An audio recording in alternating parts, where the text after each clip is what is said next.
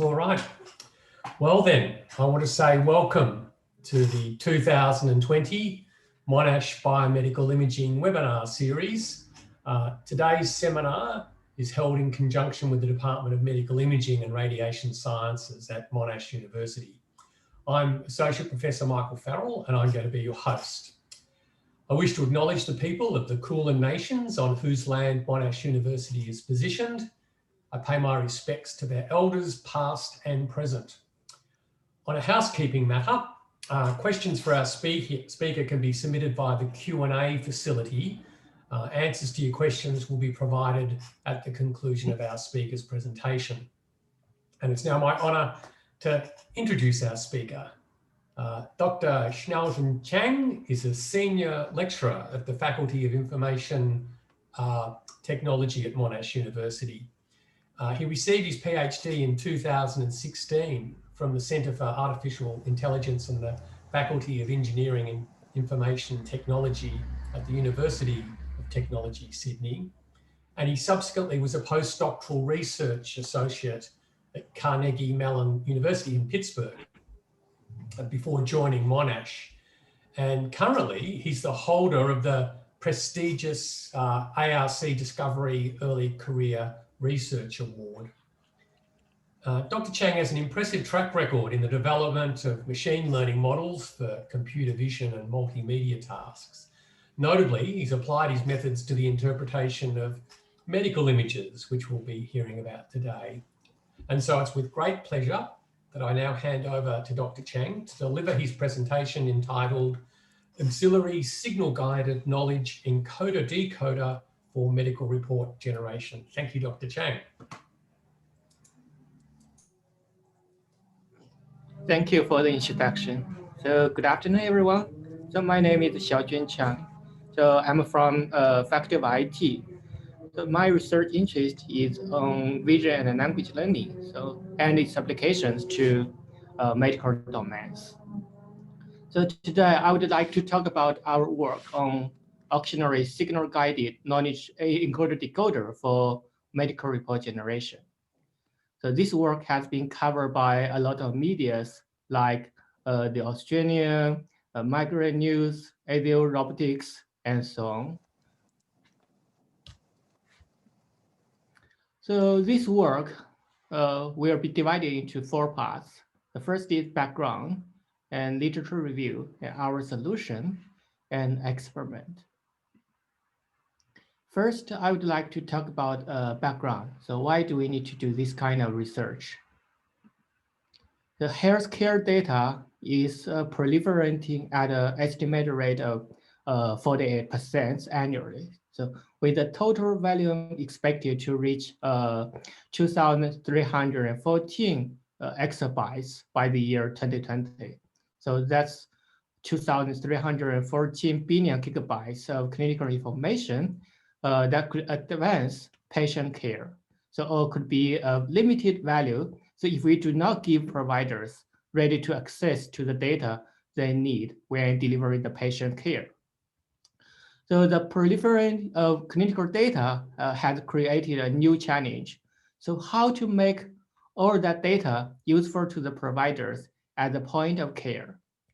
So providing physicians with data alone will not improve the patient care. So especially if the information is not easy to verify for accuracy or duplication. So what the providers do need is the quality clinical information that offers insight into a patient's medical history and the current problems. So data is just data. So and not actionable information unless it is logically compiled and transformed into information. So consequently, so researchers have applied machine learning algorithms to mine the components and patterns from this data and obtain the actionable insights.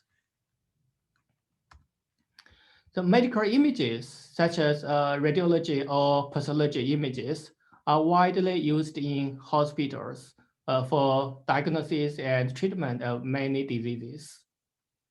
So the reading And interpretation of the medical images so are usually conducted by specialized medical professionals. So for example, so the radiology images are read by radiologists. So they write text reports to narrate the findings regarding each area of the body examined in the imaging study. So specifically, whether each area was found to be normal, abnormal, or potentially abnormal. So for less experienced radiologists and pathologists, so especially those working in the rural area, so when the quality of healthcare is relatively low, so writing medical imaging reports is demanding. So for instance, if you want to correctly read a chest X-ray image, so you need the following skills like thorough knowledge of the normal anatomy and skills of analyzing the radiograph through a fixed pattern and the ability of evaluating the evolution over time and the knowledge of the clinical presentation and history, and also knowledge of the correlation with other diagnostic results. So even for experienced radiologists and pathologists, the writing imaging report is tedious and time-consuming. So there have been several works aiming at attaching text to medical images. However, that's different from our focus. So in their setting, so the target text are either fully structured or semi-structured. So like tags and templates. So that's not nature text. We focus on nature text. So in the real world, so different physicians usually have different writing habits, and different X-ray images will present different abnormalities. So connecting the semi-structured report is less practical, and it is important to build models to learn from the nature reports. Now we will review how existing works perform the task of medical report generation. So here is the example of the chest X-ray report. So in the impression section, so the radiologist provides a diagnosis, and the finding section lists the radiology observations regarding each area of the body examined in the imaging study. And the tag section lists the keywords which represent the critical information in the findings. So these keywords are identified using the medical text indexer, so MTI tags. So there are several key challenges to solve this problem. So the first challenge, researchers have, the first challenge is to identify the abnormal regions like lesions. So researchers use multitask tag classifications to inform the abnormal regions. But besides, the reports are usually lengthy paragraphs. So it's very difficult for machine learning models to learn a robust model. And in the literature, so researchers have proposed hierarchical text generation to solve this problem. In addition, each sentence has visual evidence. Thanks to the development of the theory of attention mechanism in the computer vision field. So researchers have proposed visual semantic attention to solve this problem. So here is the model architecture, so which use a multitask hierarchical model with co-attention for automatically predicting keywords and generating non-paragraphs. Here, give an image, so which is divided into regions. We use CNN to learn visual features for these patches. And then these features are fed into a multi-label classification network to predict the relevant tags, to predict the relevant tags. And given the predict the tags for specific images, so their word embedding vectors serve as the semantic features, of this image. And then the visual features and the semantic features are fed into a co-attention model to generate a context vector that simultaneously capture the visual and semantic information of this information. So up until now, we have finished the encoding process. So next, so from the context vector, so the decoding process generates the text descriptions. So it first generates a sequence of high-level topic vectors representing sentences, and then generate a sentence from each topic vector. So however, these models tend to perform poorly on medical report generation with specific content requirements due to several reasons. The first is medical reports are usually dominated by normal findings. That is, so only a small portion of the majority sentence usually forms a template database. So for these normal cases, so a retrieval-based system, like we directly perform classification among a list of majority sentences, so given the image features. So a retrieval-based system can perform surprisingly well, so due to the low variance of the language. So for example, in this example, so we show a generative model. This is the result by a generative model. So the generative model so cannot detect the infusion. So we can see that this is the ground truth. So there is a small infusion, but with generative model we cannot detect the infusion.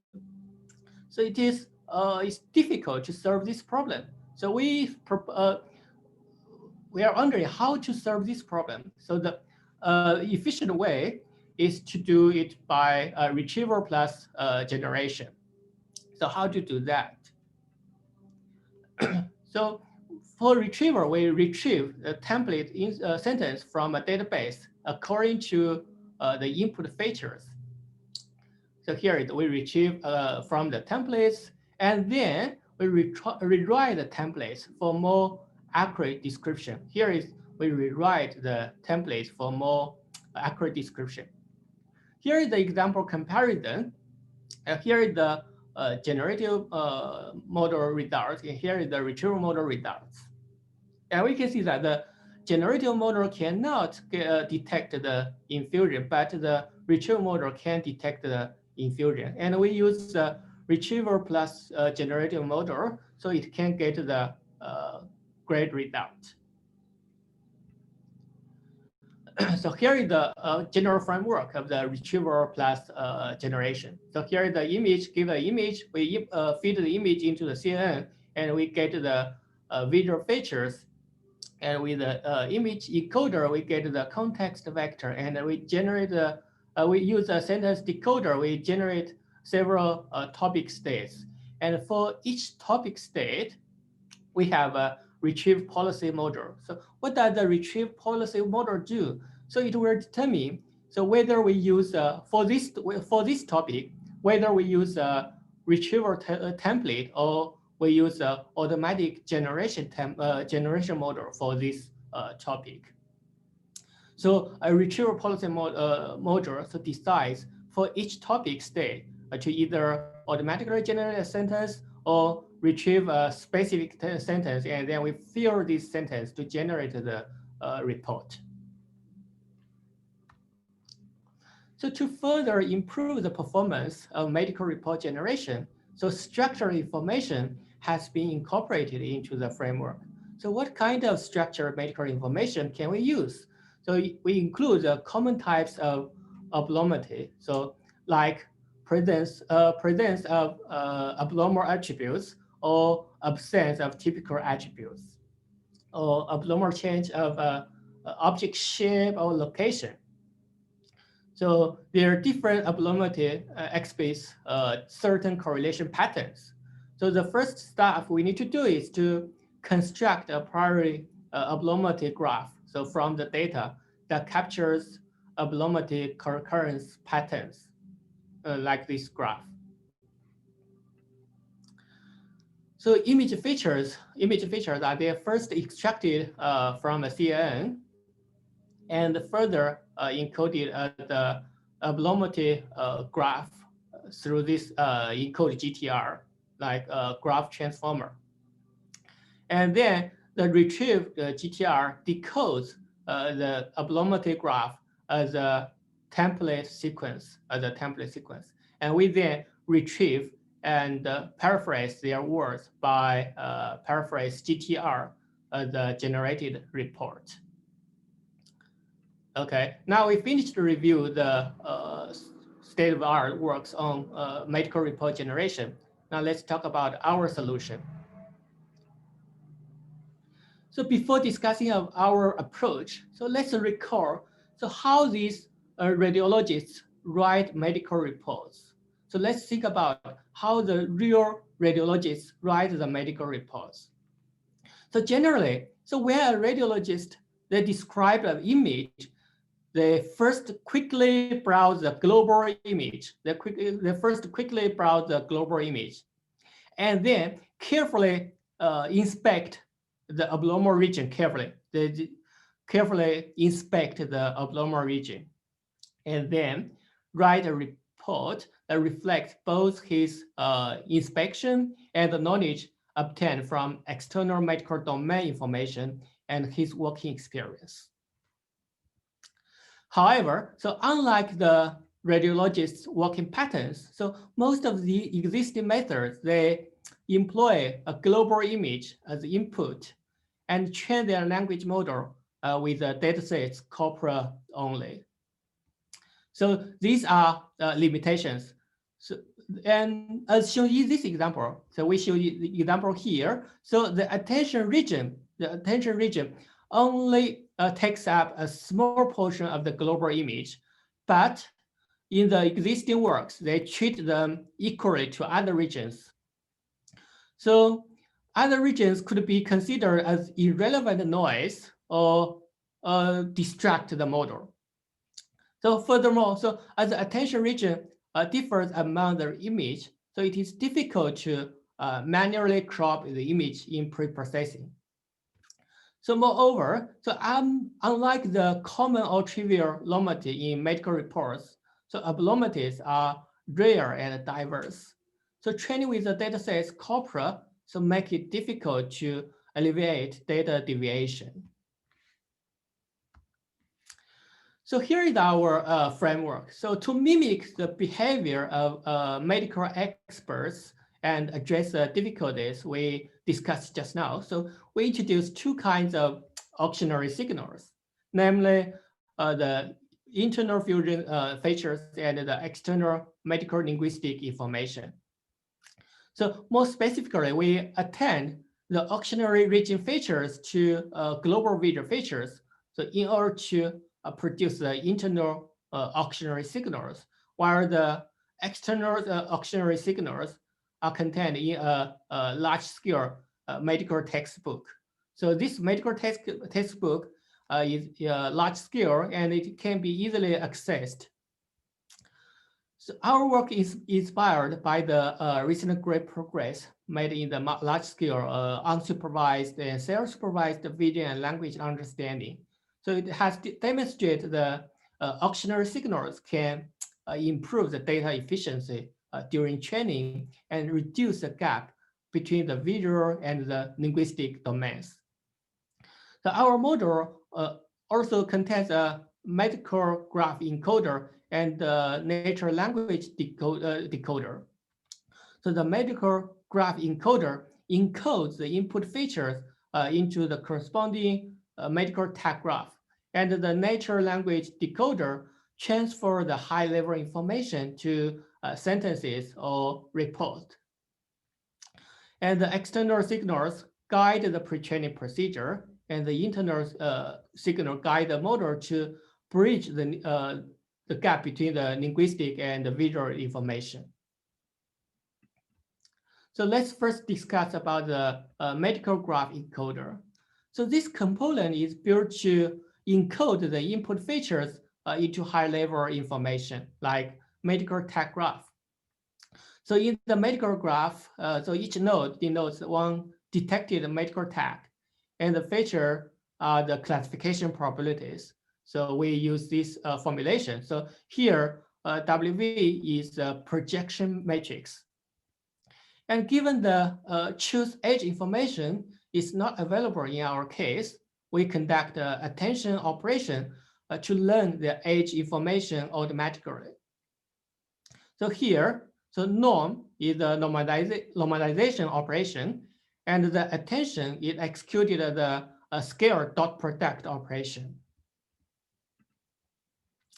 And then the medical tag graph is incorporated with the prior medical knowledge, so which is represented as a set of nodes, so with initialized features and ages through the attention mechanism. And to enhance the correlation between each of the nodes, so we employ a multi-head self-attention operation on the graph to get the final graph. So we further treat the medical tag detection as a multi-level classification task, so and adopt the BCE laws to maximize the prediction scores. And we also design a natural language decoder to interpret the medical tag graph and enable the semantic alignment in the visual and linguistic domains. So this block applies a masked multi-head self-attention operation to the medical report or sentence tokens embedded from the globe vectors pre-trained on our datasets. So let's talk about the pre-training with external auxiliary signals. So the direct application of the generate pre-trained language models to medical domains leads to unsatisfied results, since word distribution differs from those of the general and medical corpora. So to solve this problem, so we collect medical texture information from a public website to construct the large-scale medical textbook. So this textbook provides sufficient information about the medical knowledge, including the symptoms and other information about the COVID-19 and the thoracic diseases. So this is just like the knowledge the doctor, the radiologist learn from. So before feeding it to the medical graph encoder, so we divide the medical textbook into sentences and embed word tokens with embedding vectors, so which are trained in our dataset use Glove. And after the embedding, so sentences are encoded using a single layer GRU with 1024 hidden units to produce the external medical auxiliary signals. So evidently, the quality of the encoded medical graph will significantly affect the accuracy of the generated reports. So we produce internal fusion vision signals to facilitate medical graph encoding and bridge the gap between linguistic and visual information. So we feed the image into a CNN network and achieve a feature max from the last convolutional layer. And to produce a mask, we perform a threshold operation on a heat map and select the max connected area. So, and then we adopt the CNN model to extract the attended region features from the final pruning layer, and then perform the element-wise operation to produce the fusion result, fusion signal. So in this way, we mimic the radiologist working patterns. We quickly browse the global image, and then we carefully inspect the abnormal regions. Okay, now let's talk about the experimental results. We conducted results on 2 datasets. The first one is a public dataset, CHR. So it is a large-scale chest X-ray dataset. It's constructed by a professional medical institution that consists of 35,000 patients and 45 images, 1,000 images paired with their reports. And the second dataset is connected by us. So we connected this dataset to just for the COVID-19 CT report dataset. So there are 728 images. These are connected from the published data papers. You may think that this number is very small, but to the best of our knowledge, this is the largest public dataset, public COVID-19 dataset. And we cannot get more data for the ASIC problems. So we invited two radiologists from the Chinese hospital to write the report and generate this dataset. So we have released this dataset and for further research. And we evaluate the results, use the commonly used evaluation metrics in the computer vision field. So this table summarizes the performance on automatic evaluation metrics of the different models. From the results, we can see that the results on both datasets indicate that the proposed model outperforms all existing state-of-art models through its use of the auxiliary signals to guide the framework in knowledge pre-training and knowledge transfer procedures. And here we have a visualization of the results. So we illustrate the heat maps, auxiliary regions, medical tag graphs, and paragraphs of the medical reports. So it is clear from the results that the auxiliary regions suggest the regions on which the model should focus. So for example, in the first row, the auxiliary regions focus in this area, and in the fourth row, the auxiliary regions focus on this area. So we have asked the doctor. So the doctor told us that this is one of the symptoms of the COVID-19. So, and the medical tag graph demonstrates that the proposed model is able to encode the input features into a high-level knowledge graph. So as we lack the ground truth information of the corresponding graph, so we train this one in an end-to-end way to encode the graph. And the generated graph demonstrates the high quality and provide significant alignment with the ground truth. So if you look closely to the generated reports, you can find that there are great alignment between the ground truth and the generated reports. So we also conduct ablation study to compare the performance of two auxiliary signals. So this table presents the result of automatic evaluation matrix and tag classification. So the baseline represents a direct training of the proposed model without any auxiliary signals.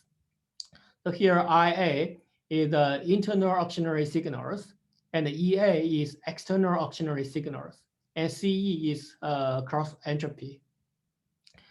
From the result, we can see that each component contribute significantly to the improvement of our model. Before we end this talk, I would like to share the media coverage of our work.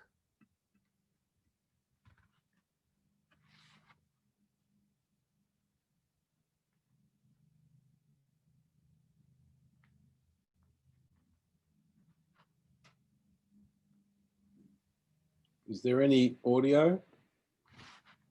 Yes, there is audio. Oh, sorry, I should use this one. Maybe you could start again. Yeah, great.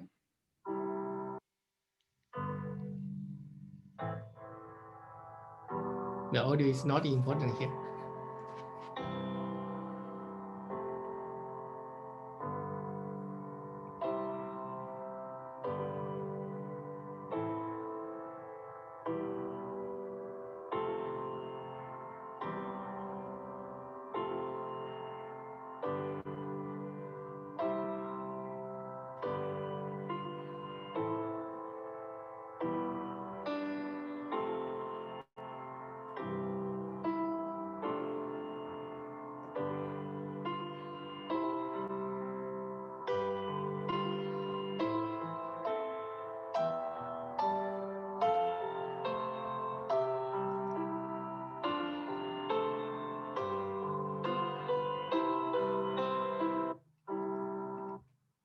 Thank you for your attention. Yeah, that's all for this talk. Well, thank you very much, Dr. Chang. If any of our audience would like to ask any questions of Dr. Chang, please do type your answers in the question and answer section, and I'm sure he'll be happy to address them. I must admit, I think there was one number towards the end when I had a bit of an insight into the correspondence between the reports that you were generating and those of the radiologists, and that was the area under the curve values, which seemed quite impressive.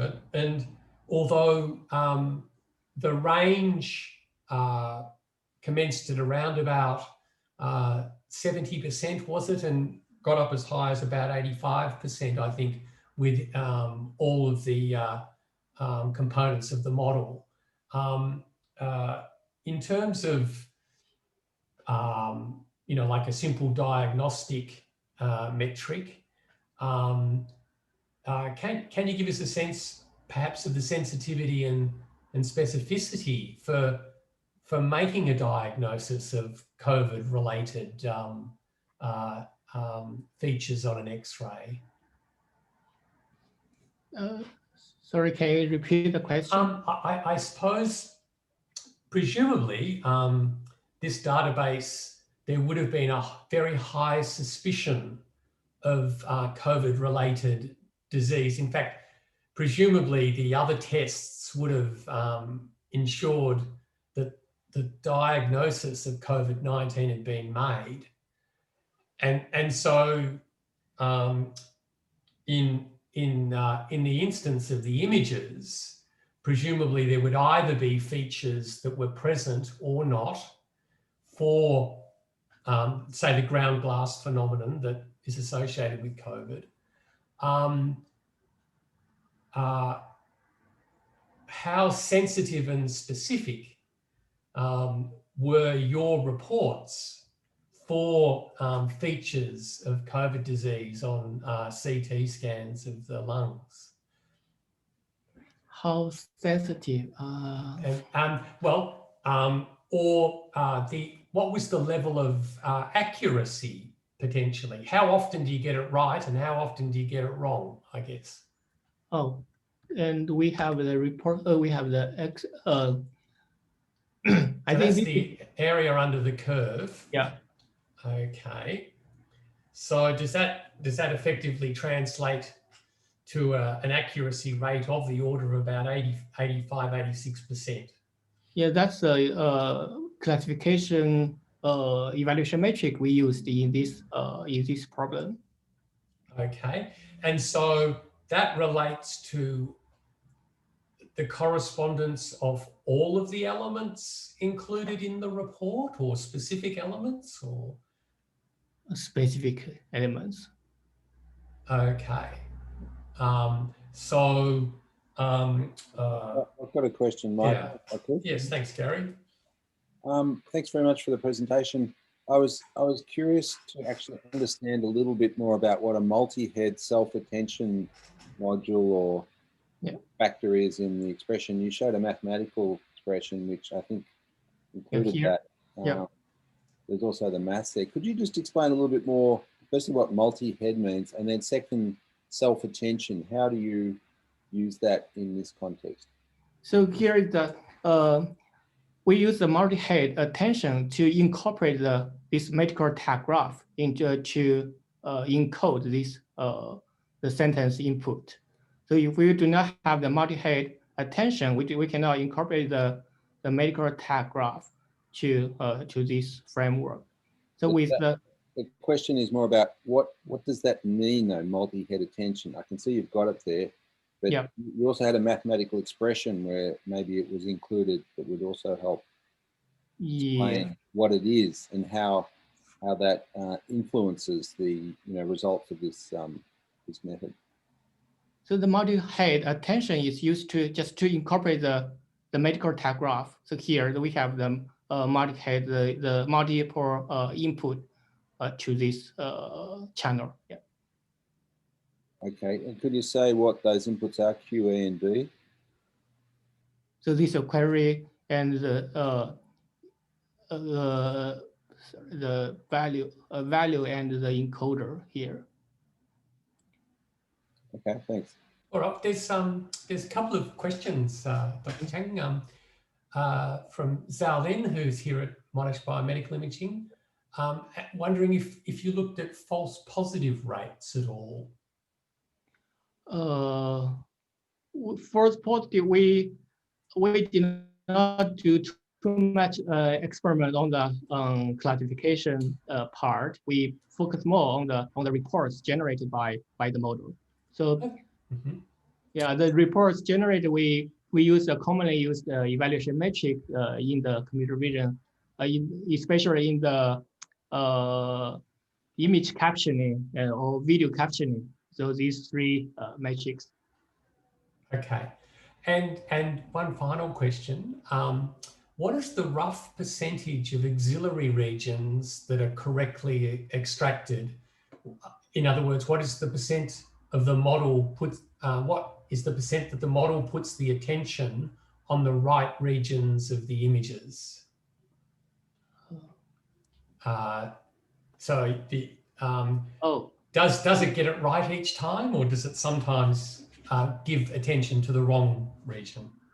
Most of the time, they put the attention on the correct regions. We have plot let's say 10, and we get 9 or more than 9 images get the correct regions. Okay, all righty. Okay, so a very high percentage correct. Okay, they attend to the right regions. Okay, that very, very interesting. Well, it just remains for me then to thank Dr. Chang very much for his presentation, and I'm sure on behalf of everyone, I'd like to say that was a very interesting presentation. We wish you all the success in the future with your future efforts. Thank you very much, Dr. Chang. Thank you. Goodbye, Thank you. everyone.